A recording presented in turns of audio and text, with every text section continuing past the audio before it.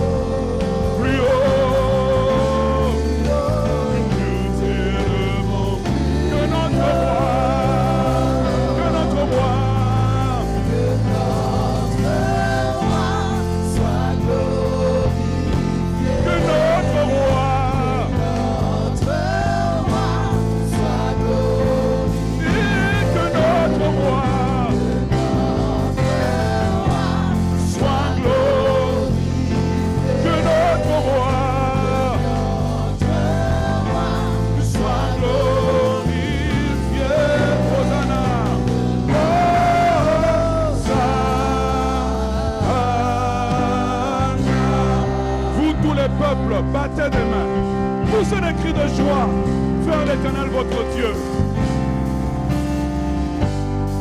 Vous tous les peuples, battez des mains, poussez des cris de joie vers l'Éternel votre Dieu. Il est digne de gloire et d'adoration, il est digne de louange, il est digne qu'on le célèbre, il mérite toute l'adoration. Devant lui les anges, les archanges, les séraphins, toute la création céleste se prosterne devant sa majesté.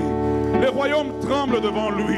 Les rois tremblent devant lui et se prosternent pour adorer sa majesté, pour adorer la sainteté de son nom. Nous avons le privilège de nous joindre à la chorale des anges, de nous joindre à l'armée céleste, de nous joindre à ceux qui se prosternent devant l'agneau pour le magnifier. Alléluia, tendons les mains devant notre Dieu. Oui, je le vois. Tu es digne d'adoration, Seigneur.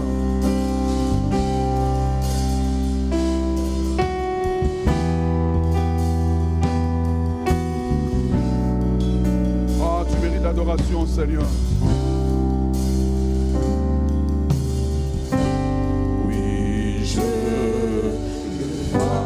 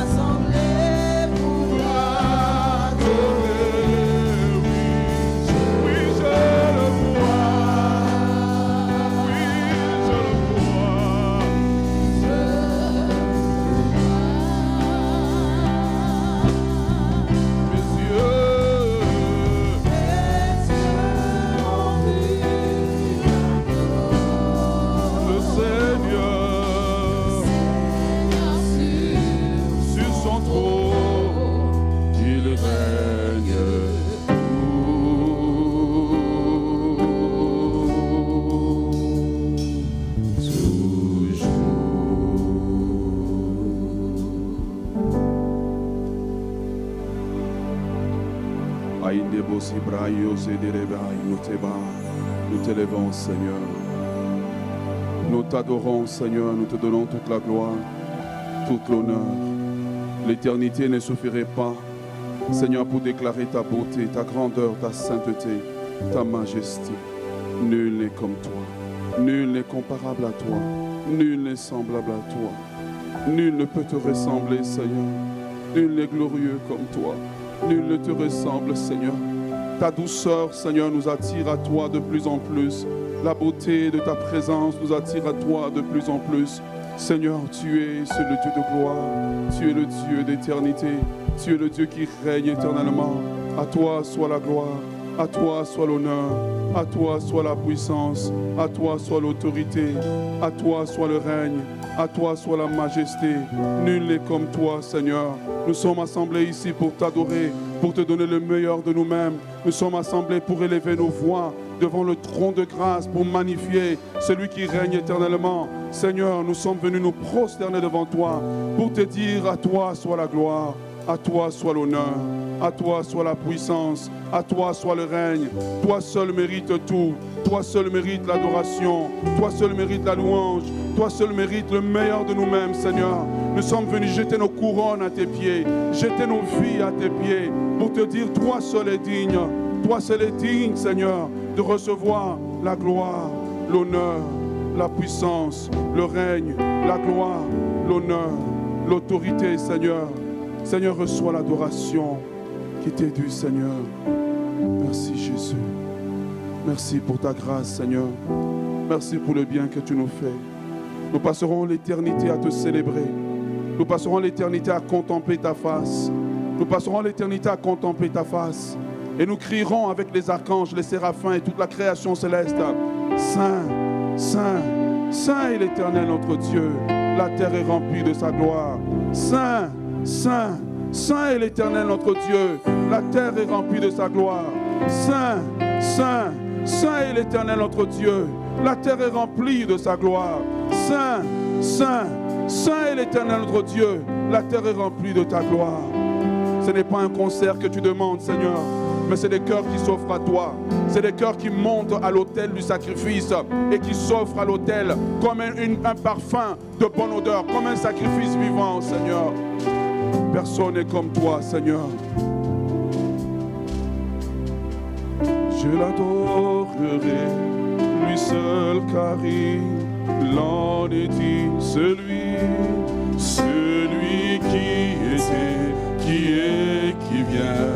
Je chanterai devant le trône à jamais, à jamais, à jamais.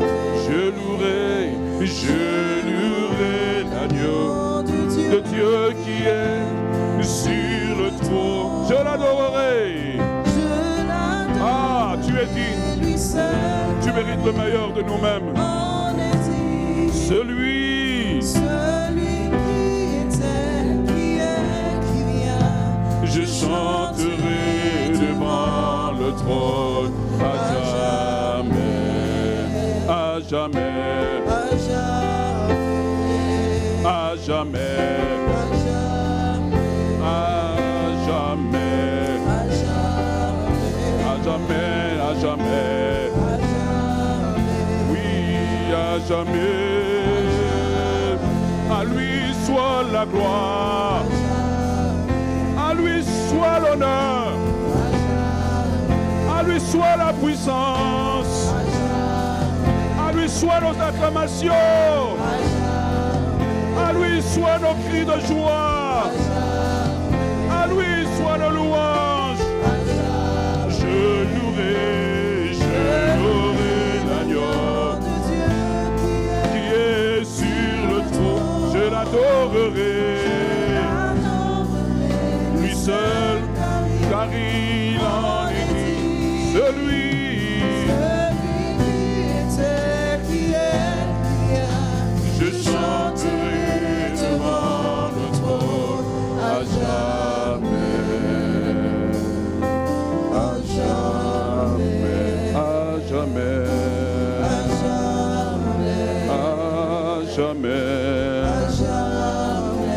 jamais, à jamais, à jamais, à jamais. À lui soit toute la gloire, toute l'honneur. À lui soit la puissance, le règne, l'autorité. Nous déclarons que Jésus-Christ est Seigneur.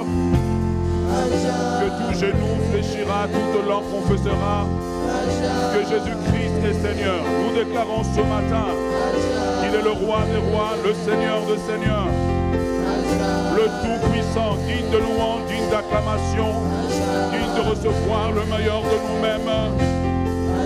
Vous, tous les peuples de la citadelle, battez des mains devant votre Dieu et célébrez son nom.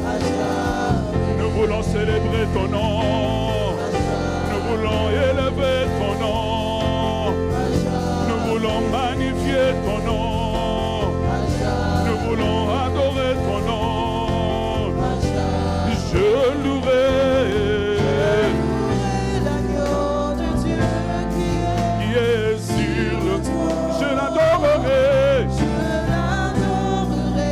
Lui seul, car il en est digne. Celui qui vient, je chanterai devant le trône à jamais.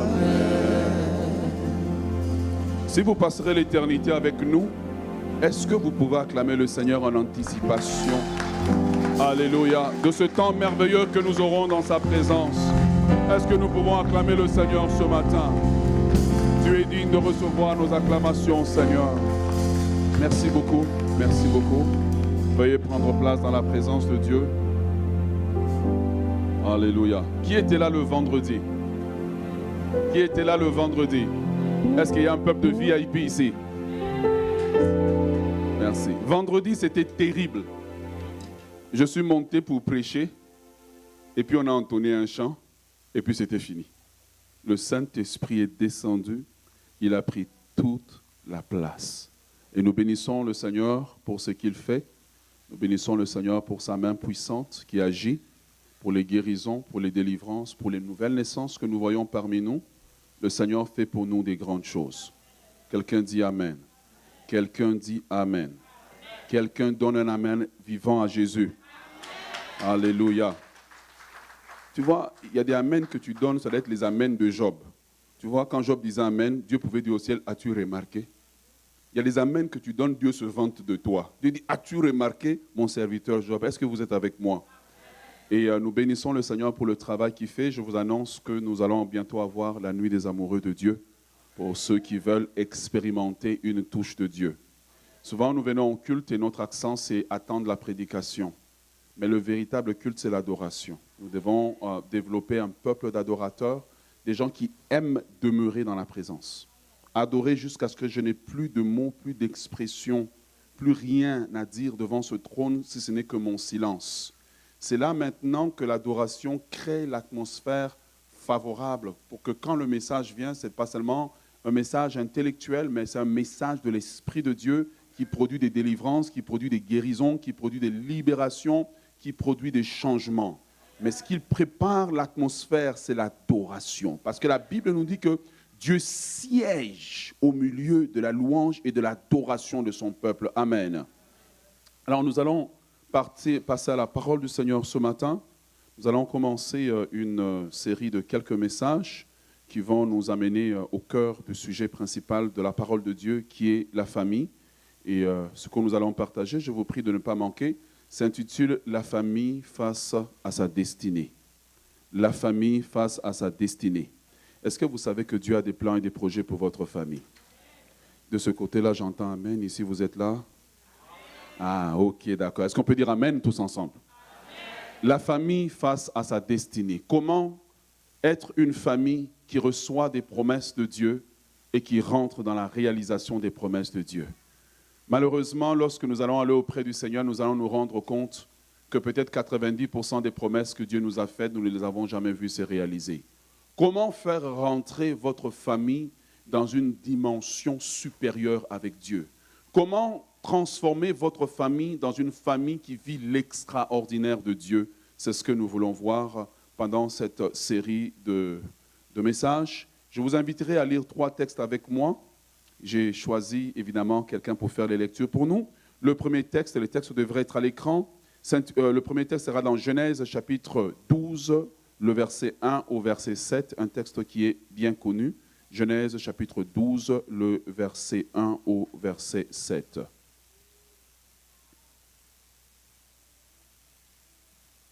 L'Éternel dit à Abraham, va-t'en de ton pays, de ta patrie et de la maison de ton père, dans le pays que je te montrerai. Je ferai de toi une grande nation et je te bénirai. Je rendrai ton nom grand et tu seras une source de bénédiction.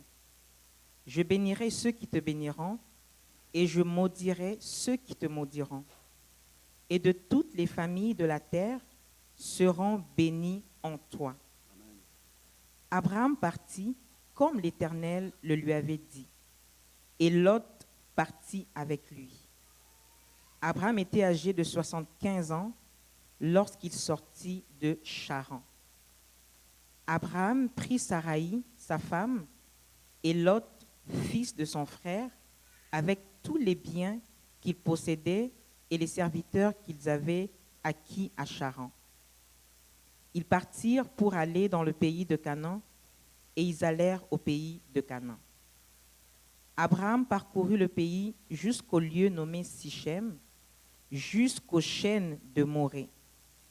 Les Cananéens étaient alors dans le pays.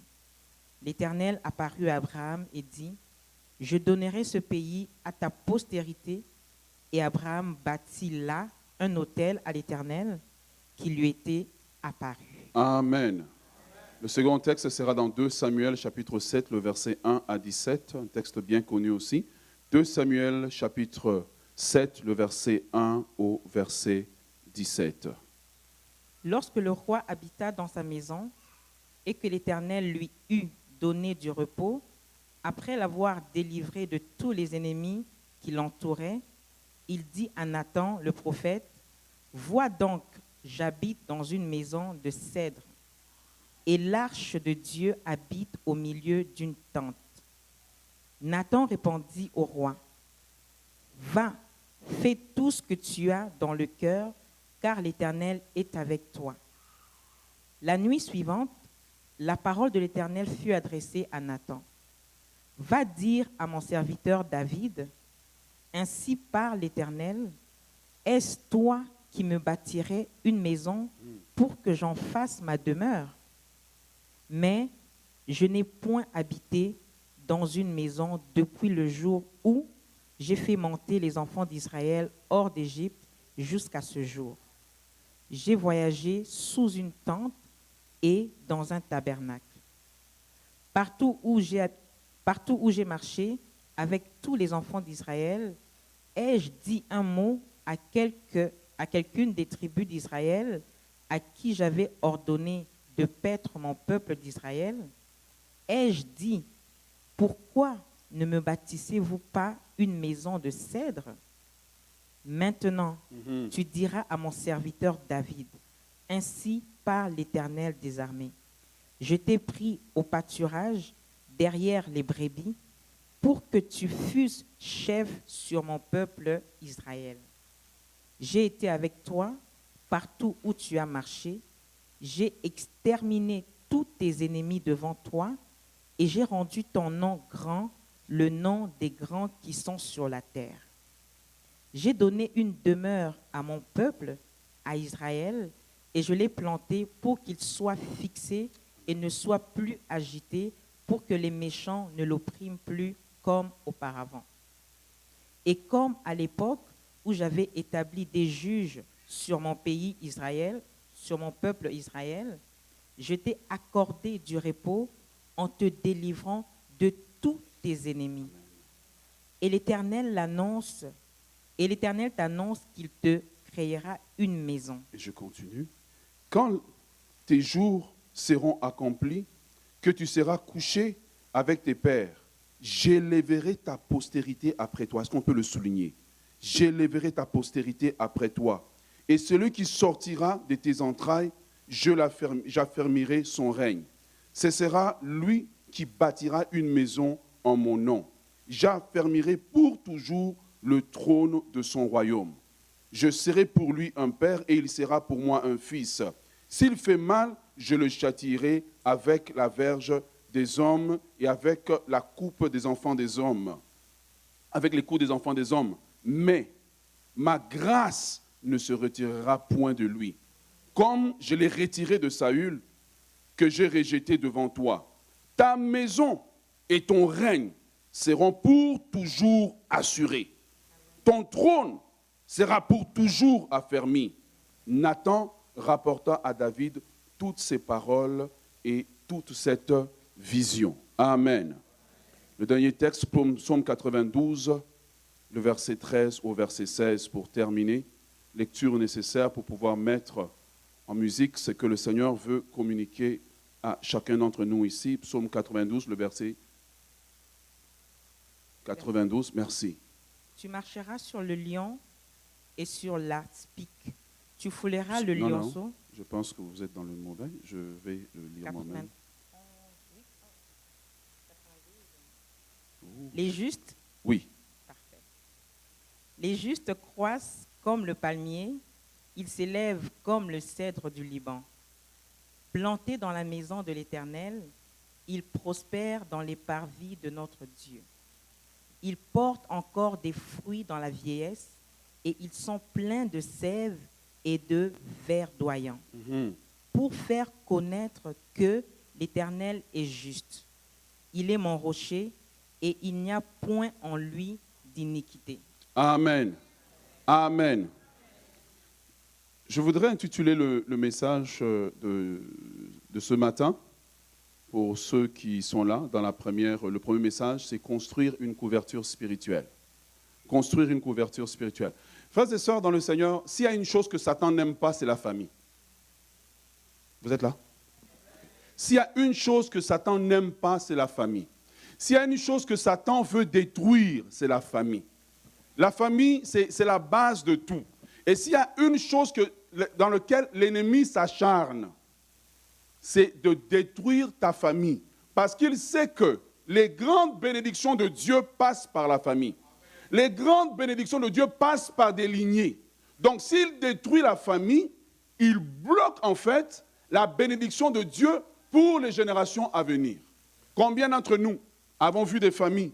Papa a réussi, papa a construit, papa a été président, papa a été juge, papa a été magistrat. Papa a réussi, mais quand vous regardez les enfants, vous avez l'impression que ce n'est pas ses enfants.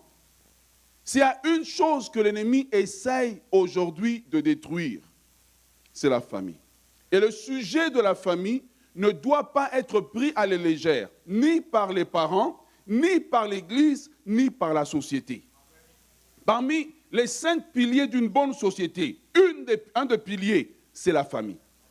La famille ne doit pas être prise à la légère. Si vous êtes assis à côté de quelqu'un, dites-le lui ça. Dis à quelqu'un d'autre, la famille ne doit pas être prise à la légère. Si vous observez la parole de Dieu, vous vous rendez compte que tout ce que Dieu fait, il le fait toujours par des familles. Il le fait toujours par des lignées. Est-ce que vous êtes avec moi ce matin? Et donc, pour que l'ennemi puisse empêcher l'action de l'esprit, le plan de Dieu, empêcher pour que vous alliez de l'avant, pour que vous puissiez réussir, l'ennemi essaie de détruire la famille. La deuxième des choses que je voudrais vous dire ce matin, que nous devons comprendre, l'ennemi n'aime pas l'unité de la famille. Donc, il est normal qu'il va s'aimer toutes sortes de choses pour que les enfants soient séparés des parents, pour que les parents soient séparés. Au-delà de ça, l'ennemi va faire un travail pour que les enfants aient un cœur rebelle. Mais j'aimerais vous dire que Dieu a un plan pour votre famille. Dieu a un plan pour votre famille. Dieu n'a pas un plan seulement pour votre vie, mais il a un plan pour chaque famille représentée en ce lieu. Famille monoparentale, Dieu a un plan pour vous. Famille reconstituée, Dieu a un plan pour vous. Famille nucléaire, Dieu a un plan pour vous. Dieu a un plan pour la famille et Dieu désire que, comme il a dit à Abraham, qu'au travers de la bénédiction d'Abraham, toutes les familles de la terre soient bénies. Le plan de Dieu pour la famille n'est pas la malédiction. Le plan de Dieu pour la famille, c'est la bénédiction. Dis à ton voisin, Dieu désire que ta famille soit bénie. Dieu désire que ta famille soit bénie. Dieu, quand il parle à Abraham, il ne dit pas qu'au travers d'Abraham, les familles de la terre seront maudites. Il dit qu'au travers d'Abraham, toutes les familles de la terre, les familles d'Haïti, les familles du Congo, les familles du Rwanda, les familles du Burundi, les familles qui viennent de la Côte d'Ivoire, les familles qui viennent du Québec, les familles qui viennent du nord du Québec, les familles du Saguenay, les familles qui viennent des États-Unis seront bénies. Dieu veut que tu sois béni, mais Dieu veut que ta famille soit bénie. Tu dois être le sujet de la bénédiction de Dieu. Amen. Frères et sœurs, j'aimerais dire une autre vérité, c'est que votre famille n'est pas simplement un ensemble d'individus qui vivent sous un toit, mais votre famille est un instrument pour l'accomplissement du plan de Dieu sur la terre. Votre famille est importante. Est-ce que tu peux dire à ton voisin, votre famille est importante?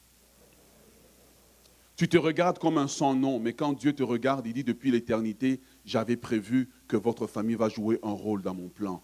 Tu ne sais pas à côté de qui tu es assis. Tu es assis à côté de quelqu'un qui est très important dans le plan de Dieu. Peut-être sur la terre, c'est un sans-nom, mais au ciel, on le connaît. Au ciel, quand on l'a envoyé sur la terre, on l'a envoyé avec une mission. L'enfant qui te semble être un enfant turbulent, c'est un enfant qui a un plan de Dieu. Vous savez, j'étais petit, j'ai eu 7 fractures, donc j'étais vivant. Mais personne ne savait qu'il y avait un dépôt de Dieu. Personne ne savait qu'il y avait quelque chose de déposé de Dieu. Frères et sœurs, vous êtes dépositaires des plans et des projets de Dieu. Vous êtes dépositaires des plans et des projets de Dieu. Et Dieu vous a mis dans cette génération parce qu'au travers de vous, il veut faire avancer son royaume. Et l'ennemi le sait et il s'acharne à détruire votre famille, à détruire vos enfants. Mais nous sommes venus dire ce matin que le diable est un menteur. Les plans de Dieu sur ta vie, le plan de Dieu sur ta famille, est-ce que tu es là ce matin? Le plan de Dieu sur ta famille vont s'accomplir dans le nom de Jésus. Quand on parle de famille, ce qu'on doit comprendre, c'est qu'une famille est une lignée qui descend d'une même personne, donc qui ont un aïeux commun, dans le premier sens. Dans le deuxième sens, une famille peut aussi être vue comme étant une race ou des personnes qui habitent sous un même pays. Mais dans le troisième sens, la famille, c'est aussi l'Église. La famille, c'est aussi l'Église. La parole de Dieu nous dit dans Éphésiens chapitre 3, le verset 15, en parlant de Dieu, il dit « Le Père duquel toutes les familles dans les cieux et sur la terre tirent leur nom ». Quand on dit les familles dans les cieux et sur la terre, ce n'est pas les familles des anges, comme certains le pensent, mais ce sont les familles, les églises, les chrétiens qui sont déjà dans l'éternité. Et eux et nous formons des familles spirituelles. Et nous sommes une famille. Et j'aimerais dire que Dieu a des projets pour la citadelle qu'il désire accomplir à Montréal. Nous ne sommes pas simplement un rassemblement de personnes, mais nous sommes rassemblés en ce lieu en tant que famille parce que nous avons un rôle important à jouer pour l'avancement du royaume de Dieu dans notre génération. Quelqu'un dit Amen. Et donc, il y a 2 niveaux en fait de famille, comme nous le voyons. Il y a la famille biologique et il y a la famille spirituelle. Et pour ces 2 familles, Dieu a des plans, Dieu a des projets. Dieu veut que ces familles-là puissent aller de l'avant, que ces familles-là puissent accomplir son plan et en accomplissant son plan, que ces familles connaissent la bénédiction. Jérémie chapitre 29, le verset 11, Dieu dit « Car je connais les projets que j'ai formés contre toi, projets de bénédiction et non de malheur. » Amen.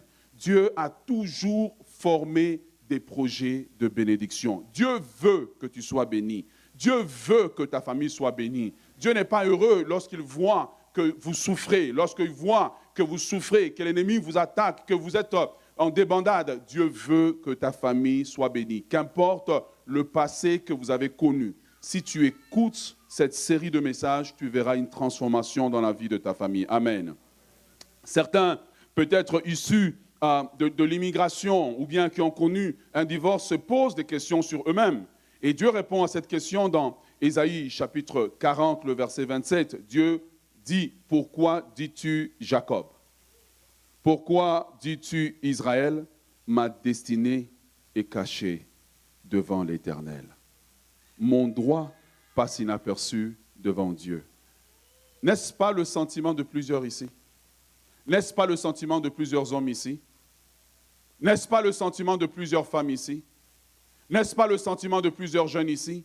Vous avez cette impression que votre destinée, vous avez l'impression que Dieu vous a abandonné.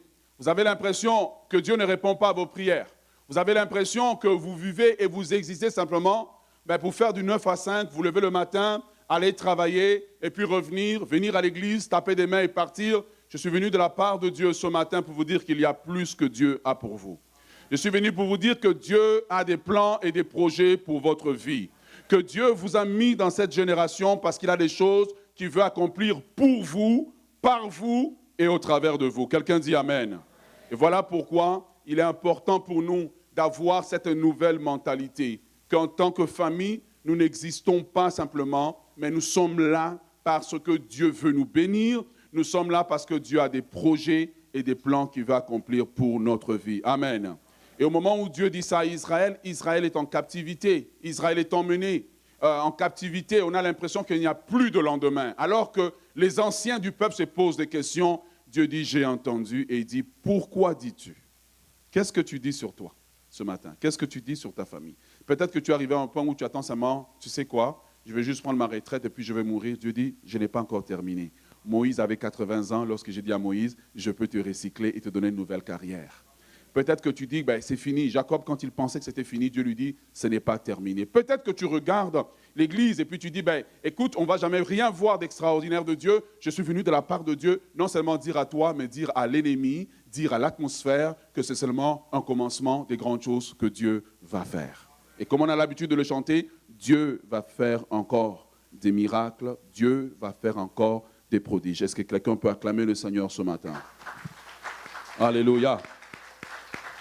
Chaque famille est détentrice ou réceptrice des promesses de Dieu. La famille est la source. Et vous allez comprendre au courant de ce message pourquoi l'ennemi s'acharne.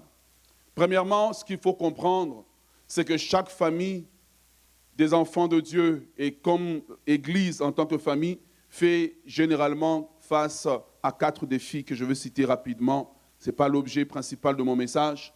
Mais le premier défi, c'est le défi identitaire. Le défi identitaire, de garder son identité.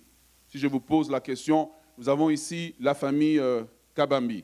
Eh bien, le défi identitaire, c'est au travers de circonstances que les enfants vont croiser, au travers de ce qu'ils vont passer, qu'ils gardent l'identité de sa famille. Qu'ils gardent l'identité qui font de eux des Kabambi. On a ici la famille Paul. Eh bien, la famille Paul, lorsqu'ils sont en train de s'élargir et qu'il y a des enfants, des petits-enfants, c'est la partie où tu dis Amen, des enfants, des petits-enfants et des arrière-petits-enfants, que le Seigneur t'a rendu avec beaucoup d'enfants, que tu en as 12. Amen. C'est la partie où tu veux, en tant que patriarche, tu veux, en tant que père, que les enfants qui sont sortis de toi gardent de ton identité, gardent de ton ADN. Le grand défi de la famille, le grand défi de l'Église aujourd'hui, c'est de garder même son identité en Christ. Ce n'est pas se corrompre, ce n'est pas devenir une Église mondaine, une Église de concert, mais devenir l'identité, l'Église de laquelle toutes les familles de la terre tirent le nom de Dieu. L'Église qui reste attachée à Dieu et qui ne tombe pas dans le védétarisme. Garder l'identité. Numéro 2. Le défi numéro 2, c'est le défi communicationnel. Une famille qui doit réussir, c'est une famille qui doit vaincre les défis de la communication, qui doit apprendre à communiquer avec le temps, qui doit apprendre à parler, qui doit apprendre à se parler, qui doit apprendre au travers du temps comment communiquer. Même nous, en tant qu'Église, si nous voulons grandir, si nous voulons devenir une Église excellente, il faut qu'on apprenne à communiquer, il faut qu'on apprenne à se parler. Les différends ne vont pas manquer. Mais c'est là où la famille se dit, il faut qu'on se parle, que la famille peut aller de l'avant et qu'on peut fermer la porte à l'ennemi. Troisième défi, c'est le défi économique. le défi économique, les fameuses finances. Les familles vont faire face à différents défis. Et parmi ces défis, c'est le défi économique. Dans des pays dans lesquels vous êtes tirés de 9 à 5, vous avez l'impression que chaque créancier attendait seulement le jour où vous avez l'argent. Avant même que l'argent tombe dans le compte de banque, ça a déjà été dépensé 3 mois à l'avance. Vous êtes sollicité de tous bords. Vous êtes sollicité de toutes parts. Le plus grand défi, et l'un des grands défis que la famille doit arriver à remporter, c'est le défi économique. Et j'aimerais vous dire par là que vous avez Dieu dans votre camp. La Bible dit que Dieu a béni Abraham en toutes choses. Quand ces principes sont respectés, vous pouvez voir ceux qui sortent de la lignée d'Abraham, comme les Isaac, c'est des gens qui prospèrent facilement parce que la génération précédente avait payé le prix. Vous regardez des gens comme des Jacob, malgré qu'il est bizarre comme enfant, mais vous voyez un Jacob qui arrive à faire prospérer, qui prospère. Un Ésaü qui n'a même envie de rien savoir de la bénédiction, mais il est quand même atteint par la bénédiction. Parce que quelque part, il y avait quelqu'un qui s'appelait Abraham qui avait payé le prix. Voilà pourquoi j'aimerais vous dire de la part de Dieu, c'est important pour nous de comprendre ces défis. Le 4e défi, c'est le défi émotionnel. La famille, c'est l'endroit où on se parle, mais c'est aussi l'endroit où on se blesse. Et une famille qui n'apprend pas à vaincre ses blessures est une famille qui ouvre la porte au diable. J'aimerais entendre quelques hommes dire Amen. Une famille qui n'arrive pas à guérir de ses blessures intérieures. Une famille qui n'arrive pas à parler de ce qui nous fait mal, de ce qui nous dérange, est une famille qui va passer à côté des promesses de Dieu à cause du principe de l'offense, parce qu'il n'y a pas le pardon des offenses. Là où il y a plusieurs personnes qui vivent ensemble, les différends ne peuvent pas manquer. La plus grande découverte que j'ai faite dans ma vie, c'est de savoir que je ne suis pas parfait. Mais la deuxième plus grande découverte que j'ai faite dans ma vie, c'est de savoir que je peux être pardonné. La troisième, c'est de savoir que je peux être accepté. La quatrième, c'est de savoir que je peux être supporté. La cinquième, c'est de savoir qu'il y a des gens derrière moi qui, malgré mes défauts, malgré mes manquements, croient que de cette masse informe que je suis, Dieu peut faire quelque chose d'excellent. C'est l'esprit qui doit animer la famille. Il n'y a aucune famille parfaite. Il n'y a aucun père qui est parfait. Il n'y a aucune mère qui est parfaite. Il n'y a aucun enfant qui est parfait. La famille est composée des hommes imparfaits. Il n'y a aucune église qui est parfaite. L'église est composée des hommes imparfaits, mais qui ont pour un seul but. Le but, c'est on veut devenir meilleur. On veut devenir meilleur. J'amène mon fils parfois au football et puis il joue. Je ne comprends absolument rien du football américain. Tout ce que je vois, c'est des gens qui se cognent ensemble. Mais pour lui, ça lui fait du bien. Parfois, je reviens, il est 18 h. Papa, tu m'accompagnes, tu sais, dans ton cœur. Tu venais déjà en intercédant, dis, tu ne me demandes pas aujourd'hui. Mais tu arrives, tu le trouves, il a porté son casque et puis il est prêt à y aller. Toi, tu y vas, à un moment donné, tu le laisses dans la voiture, puis tu dors un peu dans la voiture. Là. Mais ça lui fait plaisir. Donc la famille est dans ce sens-là que nous devons le comprendre. Nous devons faire face aux 4 défis. Toutes les familles font face à ces défis.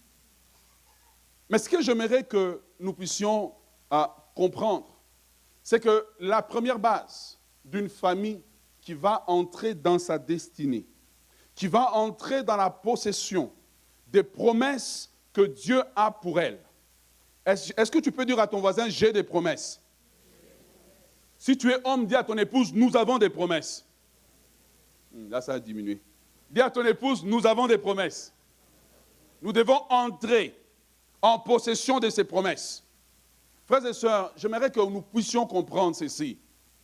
La première des choses que vous devez faire, si vous voulez que votre famille puisse entrer en possession des promesses de Dieu, vous devez apprendre à construire et à développer une couverture spirituelle sur la famille. Je vais le répéter. Si vous voulez que votre famille soit forte, frère, il y a des familles fortes. Hein? Ils n'ont peut-être pas l'argent, mais ils sont forts. Il y a des familles fortes. Ce n'est pas l'argent qui rend fort, c'est ce que tu es spirituellement. Vous voyez, quand Balaam devait maudire, Balaam devait aller maudire le peuple d'Israël, le roi était Balak. Mais lui, Balak était roi, mais il n'avait pas l'envergure spirituelle de Balaam. Il a dû aller chercher quelqu'un qui n'est ni roi, ni rien. Il dit, viens, maudis-moi ce peuple. Il dit, parce que je sais que toute personne que tu maudis est maudite. C'est que je veux dire, frères et sœurs, la famille vit dans un monde spirituel. Et si vous n'êtes pas fort spirituellement, vous allez disparaître. si vous n'êtes pas fort, si vous n'apprenez pas à développer une couverture spirituelle sur votre famille, sur vos enfants, vous allez disparaître. Mais si vous apprenez à développer une couverture spirituelle, vous allez être secoué à gauche, vous allez être secoué à droite, vous allez voir à un moment donné, tout le monde se redresse. Parce que tout commence par ce que votre famille représente spirituellement. Tout commence par la capacité à votre famille de s'imposer spirituellement. Est-ce que vous êtes avec moi? Frères et sœurs, la couverture spirituelle d'une famille est la chose la plus importante avant l'argent, avant le travail, avant la télévision, avant d'acheter une maison. Il faut que toute famille soit couverte spirituellement. Et quand la couverture n'est pas développée, la famille devient une porte d'entrée pour toutes sortes de choses. Quand la couverture est mise, même les enfants, quand tu les vois faire les fous, frère, nous, on ne nous a pas redressés au bâton, on nous a redressés par la prière. Tu vas, tu fais. Maman se met à genoux. Quand elle tape la prière, tu reviens, toi-même, tu n'as plus envie. Est-ce que vous êtes avec moi? La plus grande responsabilité des parents, c'est de développer une couverture spirituelle. Ce n'est pas de remplir la terre, c'est de développer une couverture spirituelle. La plus grande responsabilité d'un homme dans une maison, ce n'est pas d'acheter plus de voitures, ce n'est pas plus de chaussures, c'est une couverture spirituelle. Et les femmes disent Amen. Et les sœurs disent Amen très fort. Et les sœurs disent Amen très fort. Frères et sœurs dans le Seigneur, la couverture spirituelle est la chose la plus importante. Et plusieurs maisons marchent sans aucune couverture spirituelle. Parce que ceux qui doivent établir la couverture ont démissionné. Ils pensent que Satan les trompe. Ils pensent que parce que tu as acheté une maison, puis tu as un système d'alarme avec un code. Et puis tu mets ton code, tu penses que tu es en sécurité. Frère, la Bible dit, si l'Éternel ne garde, si l'Éternel ne garde, ceux qui gardent, donc ton code là, ça ne sert à rien. Le premier code, c'est l'ange de l'Éternel campe autour de ceux qui les craignent et les arrache au danger. Deuxième code, que 1000 tombent à ton côté et 10 000 à ta droite. De tes yeux seulement, tu verras la rétribution des méchants.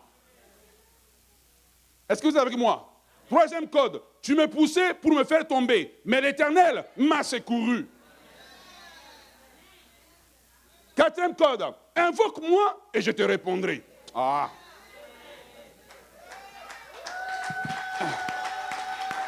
Frère, il y a des choses que les hommes peuvent faire, mais il y a des choses qui se traitent spirituellement. Si la famille n'est pas traitée spirituellement, il y a quelqu'un d'autre qui va contrôler cette famille-là. La famille a besoin des gens qui peuvent se décider ce matin à développer une couverture spirituelle blindée de plusieurs couches. Donc, c'est comme un bunker. Quand l'ennemi frappe, la couverture amortit le coup. C'est pour cela qu'il y a des familles comme ça. Quand ils passent par des crises, vous pensez qu'ils sont en fer. Ils ne sont pas en fer. Ils ont les genoux. Ils ont appris dans les larmes à mettre les genoux par terre. Ils ont appris que tout le monde peut m'abandonner, mais Dieu ne m'abandonnera jamais. Ils ont appris comme Isaac qu'à un moment donné, comme Jacob, qu'à un moment donné, Laban peut se dresser contre toi, mais le Dieu de ton père. Il faut que nos enfants puissent à un moment donné prier, dire le Dieu de mon père. Le Dieu de mon père.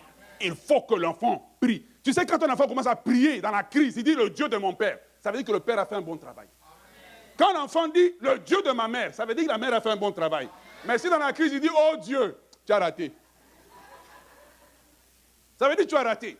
Mais quand l'enfant arrive dans une crise, tu sais, quand tu as fait toutes les prières, tu as jeûné, rien ne marche.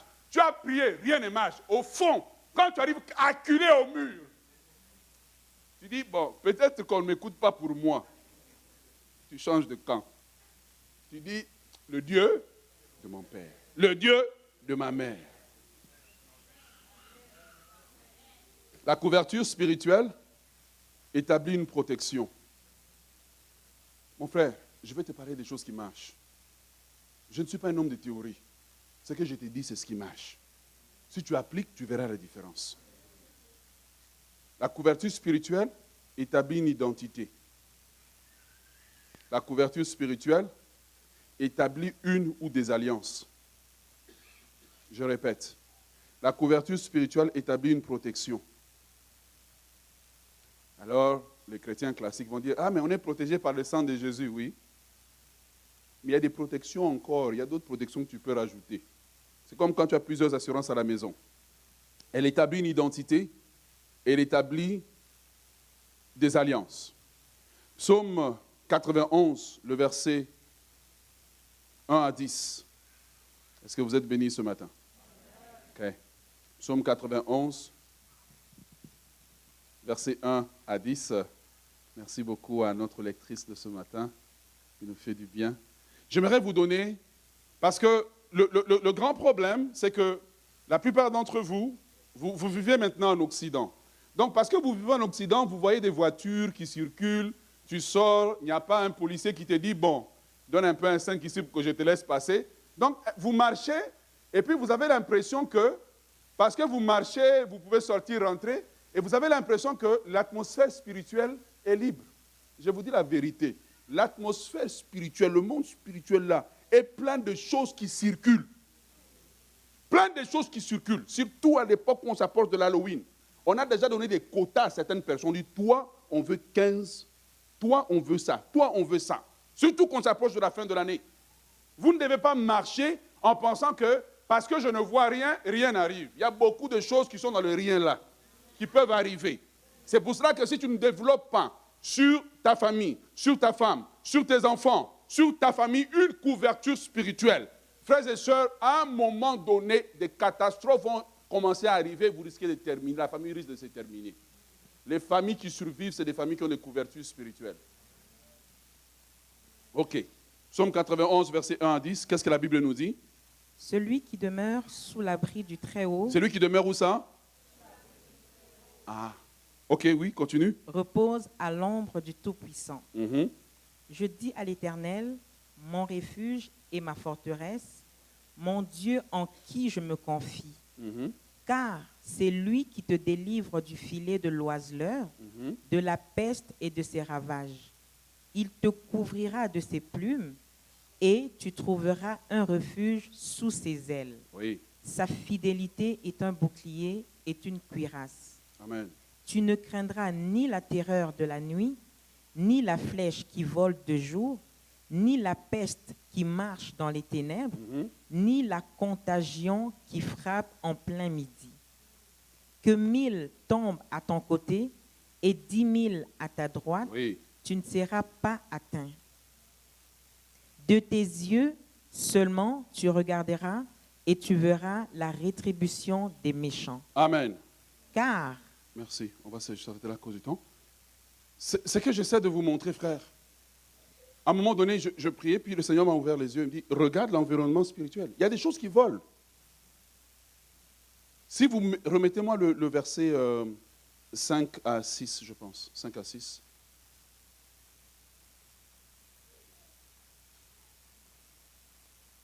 Voilà. Vous voyez? Regardez. Je vais vous montrer dans le texte. Il dit, regardez, dans la première phase, il dit, la nuit, le jour, les ténèbres, le midi. 4 dangers. 4 dangers dans le spirituel. 4 dangers. Et si vous n'apprenez pas à vous blinder contre ça, eh bien, à un moment donné, eh bien, il dit, tu ne craindras pas les terreurs de la nuit. Ça veut dire que quand on dort la nuit, là, il y a plein de choses qui se passent. Quand on dort la nuit, il y a plein de choses qui se passent. Donc, tu peux être là aussi, tu as accueilli quelqu'un qui est venu comme visiteur. La nuit, là, il se réveille, il commence à vous travailler. Mais si ta maison est blindée, si ta maison est couverte, vous allez voir le lendemain, il se réveille, lui-même il a des maux de tête, il est mal à l'aise. Il dit, ça va, vous avez bien dormi cette nuit? On sait qu'il a travaillé. Il dit, tu ne craindras pas les terreurs de la nuit. Quand vous dormez, quand vos enfants dorment, quand vous-même vous dormez, dans l'atmosphère spirituelle de la maison, il y a des transactions qui se passent.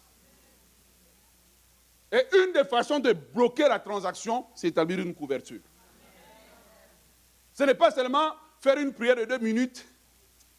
Seigneur, merci pour ça. Et puis Amen. C'est que tu dois établir, c'est ta responsabilité en tant que parent, en tant que mère, en tant que père, d'établir une couverture spirituelle. Les terreurs de la nuit, c'est le mot terreur, je le regardais, c'est le mot hébreu pachad, qui veut dire craindre, s'inquiéter, épouvanter. Tu vois, c'est dans la nuit qu'on lance des cauchemars aux gens. Que ton enfant dort, il rêve que quelqu'un est en train de le poursuivre. Ce sont les terreurs de la nuit. C'est dans la nuit qu'on fait les réclamations sur les vies des gens. Et si tu n'as pas établi une couverture spirituelle, ta maison est juste ouverte comme un boulevard, n'importe qui peut rentrer, réclamer, etc. Je préfère dormir ma porte ouverte, mais ma maison couverte, que d'avoir ma porte fermée, mais ma maison est une porte d'entrée pour toutes sortes de choses. Ceux qui sont au village rentrent, ceux qui sont ici rentrent, ceux qui sont fâchés contre moi rentrent. Mais il dit, tu ne craindras pas les terreurs de la nuit. Ça veut dire les visitations nocturnes. Plusieurs ici ne dorment pas en paix la nuit. Plusieurs ici ont peur de dormir même dans le noir parce que tu as peur d'être visité. Il dit, si tu te construis une couverture spirituelle sur ta maison, tu n'auras pas à craindre ces choses-là parce que l'ange de l'Éternel campe autour de ceux qui les craignent et les arrache du danger. Quand tu commences à établir la couverture, ta maison devient blindée. Numéro 2, il dit, tu ne crains pas. Vous voyez, il y a les dangers de la nuit. Ensuite, il y a les dangers du jour. Il dit, tu ne crains pas la flèche qui vole pendant le jour. Quelles sont les flèches qui volent pendant les jours? La Bible dit dans Éphésiens chapitre 10 que nous n'avons pas à lutter, chapitre 6, nous n'avons pas à lutter contre la chair, le sang, mais contre les... Il dit de tenir ferme afin de résister. Il dit que l'ennemi lance des traits enflammés. Ces traits enflammés sont certaines pensées qui sont lancées pendant la journée. Certaines pensées qui sont lancées. Tu es parti, tu es arrivé au travail, tu étais tranquille, tu retournes le soir, tu as juste une envie comme ça de divorcer, venu de nulle part. Tu marchais pendant la journée, soudainement, tu as comme une dépression qu'on t'a frappé. Ce sont des flèches qui sont lancées pendant le jour. Donc l'atmosphère spirituelle dans laquelle nous vivons est une atmosphère pleine de choses qui se passent. Il dit la peste qui frappe dans les ténèbres, c'est les fléaux. Aujourd'hui, vos enfants vont à l'école. Il y a plein de fléaux qui circulent. L'un des plus grands fléaux, c'est la légalisation de la marijuana. Et puis vous dites, non, mon enfant est africain. Frère, africain ne sauve pas. Africain ne protège pas. Mon enfant est haïtien. Mon enfant va à l'église. C'est la couverture spirituelle. C'est la couverture qui fait que l'enfant là n'aura pas envie. Il y a plein de fléaux qui circulent dehors et qui touchent nos enfants, qui touchent nos familles. Si vous n'apprenez pas à développer une couverture spirituelle, vous allez toujours venir avec des sujets de prière. Le problème n'est pas l'église, le problème c'est vous qui avez manqué à votre propre devoir. Et pour terminer, il dit, la contagion qui frappe en plein midi. Voyez-vous, ça c'est le quatrième type de danger qui circule là. Vous allez voir, à un moment donné, quand la contagion frappe, vous allez seulement voir les gens, lui il est mort du cancer, lui il est mort du cancer, ils sont dans les mêmes quartiers. Mais parce que vous n'observez pas, vous ne voyez pas qu'on a lancé une demande et on réclame, lui il est mort du cancer, lui il est mort du cancer, la contagion frappe dans votre famille, l'autre était mort à 35 ans, toi tu meurs à 35 ans et 2 jours, on dit c'est une coïncidence, l'autre il meurt à 35 ans et 2 jours. Il dit, si tu mets un abri sur toi, sur ta maison, un vrai toit, le toit c'est pas cette histoire-là qu'on change à tous les quoi, les 25 ans, les 15 ans, les toits là, on change à tous les quoi, les 25, 15 ans, 25 ans. Ça, ce n'est pas le toit, ça, ce n'est pas un vrai toit. Le vrai toit, c'est la couverture spirituelle que tu établis. Quand tu commences à comprendre ça, eh bien, tu commences à comprendre qu'on ne peut pas prendre les choses à la légère. Qu'on ne peut pas juste faire des petites prières arrosoirs, vite, en se disant, mais de toute façon, ici, rien n'arrive. L'atmosphère spirituelle est chargée de plein de choses qui circulent. Amen. OK. Maintenant, pour terminer, comment bâtir une couverture? Parce que je vous ai montré l'importance. Maintenant, je vais vous expliquer comment bâtir une couverture. Et je tire cela de plusieurs exemples de vécu. Et je bénis le Seigneur pour mes parents qui ont fait un très bon travail de ce côté-là. Même si vous ne dites pas Amen, je dis Amen moi-même. Amen à moi-même. Amen à moi-même. Ouh, c'était merveilleux vraiment. Je dis Amen. Hein? Amen. Frères et sœurs, ils ne nous ont pas donné des millions, mais ils nous ont donné quelque chose que personne ne peut arracher. Et toi, tu donnes quoi à tes enfants? Oh, il n'y a plus d'amen. Ils ne nous ont pas donné beaucoup, mais ils nous ont donné une chose que nous transportions sans le savoir. C'est quand nous-mêmes nous sommes devenus parents que, oh, on a compris certaines réalités. Tu es déjà parti à l'école, on te donne un diagnostic sur ton fils, et puis tu rentres spirituellement, tu vas annuler le diagnostic. Tu dis, j'annule ça. J'annule. Tu arrives à l'hôpital, on donne un diagnostic. Tu dis, si je regarde la couverture, cette histoire n'était pas supposée passer. Je m'en vais et j'annule le diagnostic. Les parents ont une autorité spirituelle qu'ils ignorent. Quand la Bible dit « honore ton père et ta mère pour que tu vives longtemps », c'est parce qu'elle reconnaît l'autorité spirituelle des parents. Est-ce que vous êtes avec moi? Maintenant, Job, chapitre 1, le verset 1 à 5, nous montre comment Dieu a béni Job. N'est-ce pas? Comment Job prospérait. Mais la Bible dit qu'à chaque fois que les enfants de Job se réunissaient, faisaient une fête. Et ce qui est intéressant dans le texte, on ne nous dit pas que les enfants de Job connaissaient Dieu. Le texte ne le dit pas. Mais le texte dit qu'à chaque fois que les enfants faisaient une fête, on ne nous dit pas comment ils fêtaient. Comme toi, tu ne sais pas comment tes enfants fêtent. Mais ils rentrent quand même à la maison. À chaque fois que les enfants de Job fêtaient, quand les enfants terminaient, Job, un homme que je souhaite que ma fille marie, un homme responsable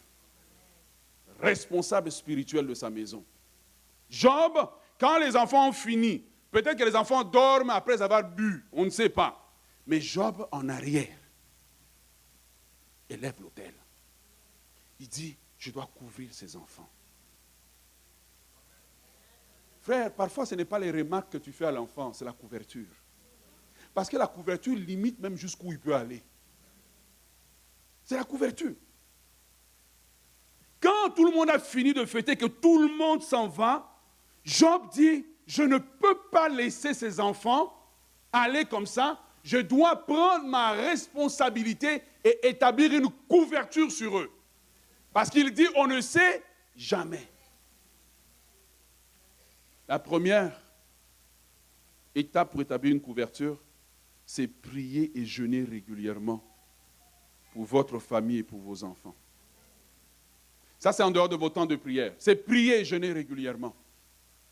Si vous regardez les enfants pour lesquels les parents ont souvent prié et jeûné, même quand l'enfant semble se marier mal ou quoi que ce soit, c'est comme s'il y a quelque chose dans l'enfant qui brille, quelque chose qui rend l'enfant spécial. Il faut accompagner l'enfant tout au long de sa croissance, autant que tu fais des investissements à la banque, pour le compte de l'enfant, comment on appelle ça, les universitas, moi je connais. Comment? Les REER, voilà, les REER. Autant que tu accompagnes l'enfant, physiquement en mettant des REER pour lui, mais autant aussi tu investis spirituellement pour l'avenir de l'enfant. Tu as des temps de prière marqués par certaines saisons. Il y a des saisons où tu pries pour le mariage. Il y a des saisons où tu anticipes la délinquance. Il y a des saisons où tu anticipes la délinquance. Il y a des saisons où tu commences à prier. Tu vois que ta fille commence à se développer. Mais tu commences à prier pour qu'elle rencontre, que Dieu éloigne. Seigneur, qu'elle passe invisible. Visible à mes yeux, mais invisible à leurs yeux. Tu commences à prier dans ce sens-là. Mais si tu laisses l'enfant aller comme tous les autres enfants, c'est normal qu'il finisse comme tous les autres enfants. Tu vas voir que l'enfant a un diplôme universitaire, mais il agit comme un fou. C'est comme s'il n'a pas... Au travail, il est qualifié, mais dans la vie de tous les jours, ça ne marche pas. Il faut établir un calendrier régulier de jeûne et de prière. Et je vais aller plus loin. Même pour vous qui n'êtes pas mariés. Avant même d'arriver à être marié, tu pries déjà, Seigneur, je bénis Alphonse, je bénis Antoinette, je bénis... C'est quoi les prénoms que vous avez? Je bénis Michael, je bénis. Tu pries. Pourquoi? Parce que ce que tu veux faire, c'est préparer le terrain. Établis la couverture avant même que les enfants soient là. Est-ce que vous êtes avec moi? Numéro 2. Numéro 2 pour les enfants. C'est ce que j'ai dit, établir des offrandes sacrificielles. C'est faire des offrandes. Cette offrande, Seigneur, je l'amène à l'autel pour mon fils Willy. Je l'amène à l'autel. Seigneur, je finis mon temps de jeûne pour lui. Je prends une offrande, je dépose devant Dieu. L'offrande parle devant Dieu. L'offrande parle devant Dieu. Tu peux, dès que l'enfant est petit, prier pour que cet enfant ne connaisse jamais la pauvreté. Tu pries, cet enfant ne sera jamais pauvre. Tu déclares sur sa vie. Et puis tu prends une offrande, de temps en temps, quand tu as fini un temps de prière, tu l'emmènes devant Dieu. Tu ne peux pas juste prier pour prier. Il faut que quand tu pries, ça touche ton portefeuille. Tu prends l'offrande, tu amènes devant Dieu, et puis tu mets devant Dieu, Seigneur, ça c'est pour sa vie. Cette offrande, c'est pour son mariage. As-tu déjà fait une offrande anticipatoire du mariage de ton enfant? J'emmène ça, je l'emmène à l'autel. Cette offrande représente la vie de l'enfant que je mets à ton autel. Quand l'enfant va grandir, qu'il essaye seulement, la couverture va le ramener à l'intérieur. Amen. Numéro 3. Combattre à genoux. Comme j'ai dit, le monde spirituel est plein de beaucoup de choses qui circulent, que je ne dis pas pour ne pas vous effrayer. Mais si vous n'apprenez pas à livrer une bataille spirituelle, j'aimerais vous annoncer qu'il y a un ennemi qui spirituellement veut vous détruire, veut détruire votre famille, veut détruire tout ce que Dieu veut vous donner. Et vous devez apprendre à lutter à genoux. Amen. Au courant de toute notre croissance, nous avons vu, du moins nous, nos parents arriver parfois à l'extrême dans certaines situations. Mais nous avons appris une chose, en les observant, nous avons appris qu'en toute saison, l'hiver, ils sont à genoux. L'été, ils sont à genoux. C'est pour ça que je dis toujours, quand tu veux combattre quelqu'un, essaie de découvrir sa vie de prière. Si c'est un homme de prière, laisse. Mauvais adversaire. Mauvais adversaire. Parce que tu finiras à genoux. Ça peut prendre 5 ans, ça peut prendre 10 ans, ça peut prendre 15 ans. Tes genoux seront à terre. C'est ce que la femme de Haman lui a dit. Il dit, cet homme-là ne touche pas. Il dit, son grand-père Abraham a établi une couverture spirituelle. Si tu le touches, on est fini. La femme d'Aman a reconnu que cet homme est sous une couverture. Imagine-toi que le grand-père, l'arrière-grand-père est mort. Mais la couverture continue à fonctionner. Quelle couverture solide! Quelle couverture solide! Et tu vois, il faut que tu apprennes à combattre à genoux, à refuser des verdicts à genoux. On t'a annoncé telle nouvelle, tu rentres dans le jeûne et tu commences à combattre cela dans la prière. Il ne faut pas seulement accepter pleurer. Parfois, la solution, ce n'est pas le psychologue. La solution, parfois, c'est les genoux à terre. C'est que tu rentres dans une pièce, pendant 3 jours, tu dis, amenez-moi seulement de l'eau 2 fois par jour. Tu es juste enfermé par terre avec Dieu pour dire, Dieu, cette situation doit être réglée. Je refuse cela dans la vie de mon enfant. Je refuse cela dans ma maison. Si tu acceptes tout ce qui se passe avec des verdicts, et puis là, vous êtes abonné à toutes sortes de choses. Frères et sœurs, il faut apprendre à combattre. La 4e des choses, c'est ce que j'appelle la médiation. La médiation. Dites avec moi la médiation. Job dit, peut-être que mes enfants ont péché, mais mes enfants ne connaissent pas Dieu. Moi, je connais Dieu. Donc, au lieu que eux subissent la peine de leur péché, moi, je deviens un médiateur. Ça veut dire quoi? Ça veut dire que en tant que parent ou en tant que personne qui prie dans la maison, à un moment donné, tu commences à devenir le médiateur de ta maison devant le trône de grâce. Pour dire, Seigneur, mes enfants ne te connaissent pas encore, mais pardonne leurs péchés. Mes enfants vivent dans la rébellion, Seigneur. Ne permets pas qu'ils meurent sans te connaître. Mais en attendant qu'ils te connaissent, je me tiens entre le parvis et l'autel et je pleure pour eux. Je pleure pour leur vie. Je pleure pour leur salut. Je pleure pour qu'ils te connaissent. Je pleure pour qu'ils viennent à toi. Mais si tu ne fais pas ça, eh bien, tu es en train de manquer. Parce que là, maintenant, l'ennemi a des arguments devant le trône. 1 Jean chapitre chapitre 2, le verset 1 et 2 dit, si nous avons péché, nous avons qui? Un avocat auprès du Père. Jésus-Christ est juste. Donc, quand tu commences à prier pour tes enfants, quand tu commences à prier pour ta maison, Seigneur, ma femme est sortie, je ne sais pas, Seigneur, comment elle marche. Je la vois bizarre ces derniers temps, mais je viens devant toi, Seigneur. Je demande le sang sur sa vie. Qu'importe le péché qu'elle a commis, Seigneur, moi, je me présente comme, je fais la médiation. Je veux, Seigneur, que tu lui pardonnes. Je veux, Seigneur, que tu puisses. Cela permet d'enlever la réclamation de l'ennemi sur la vie de la famille. Quelqu'un dit Amen. Frères et sœurs dans le Seigneur, nous avons la responsabilité d'établir une couverture spirituelle sur notre famille. J'aimerais inviter les responsables spirituels de leur maison à se lever. Nous allons prier pour terminer ce moment.